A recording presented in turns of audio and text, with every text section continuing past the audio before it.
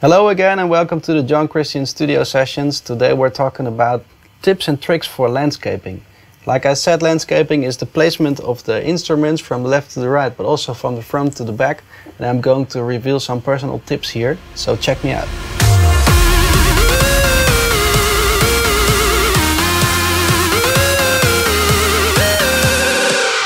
Okay, like I said, I'm going to reveal some personal tips here. And the things that I'm going to tell you about is just experience, because, well, most of the time when somebody is looking in my Logic projects, they were saying like, well, this is not really going the right way. You are doing all the stuff that I didn't learn. And then I say, okay, yeah, you have to learn stuff, but then you have to think it over and create your own elements there and create your own way of working with the stuff that you have learned, but then differently, because otherwise you are doing exactly the same as all the others.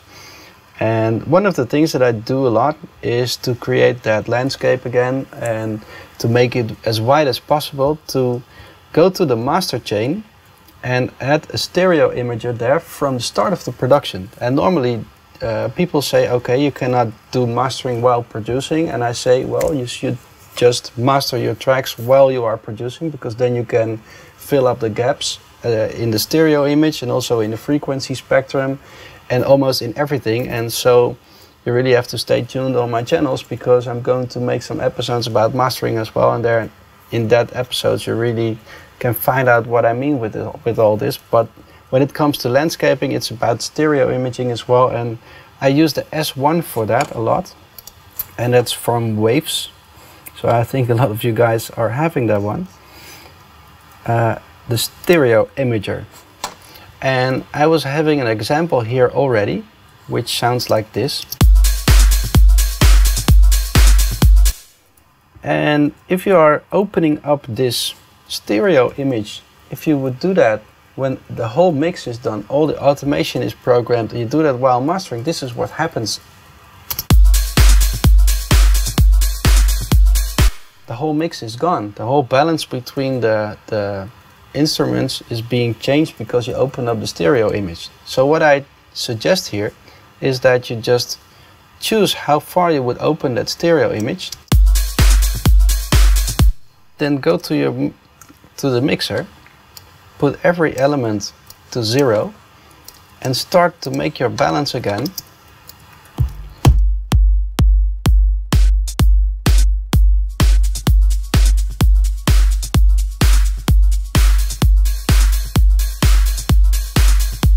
Of course, this is something that in your taste could have been different, but now we are working with that stereo imager on the master bus already from the start. So everything you do is placed within the reach of that stereo imager. And so the stereo imager is not destroying your balances anymore in the end, but it's just only helping to create a wider stereo image. And that's one of the tricks here. One of the other tricks will be to have a proper pre-delay going on in the reverb. If you really want to have a long reverb or a very deep reverb, I would say let's take this as an example. If I want to make some deepness in here, you can just do two things. You can just add, let's say, a reverb, and like I said earlier, there's just one big preset here, and it's the large bass hall 3.1 bright hall. But what you can do here is, before you go into that reverb, go into a delay first. So basically what happens, you have the dry signal first, that triggers the delay, and the delay triggers the reverb.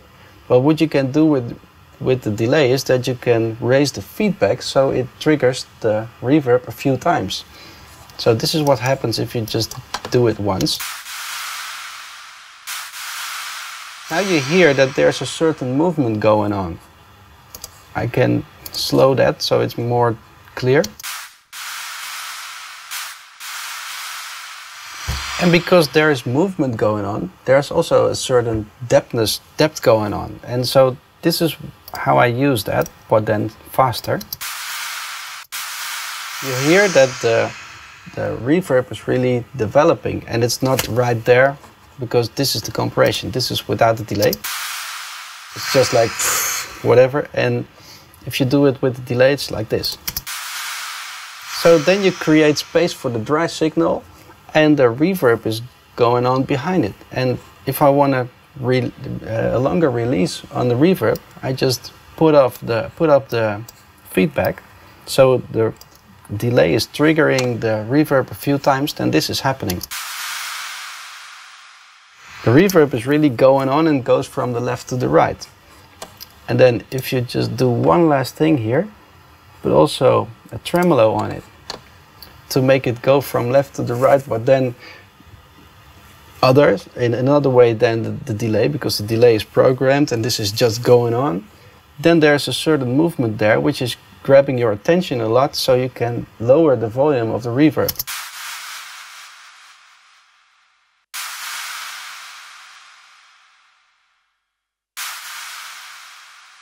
And then this is what's happening. So there's really one thing that's really happening in the middle, and the reverb tail is just evolving through the back of the production. And this is one of the tricks that I create depth with.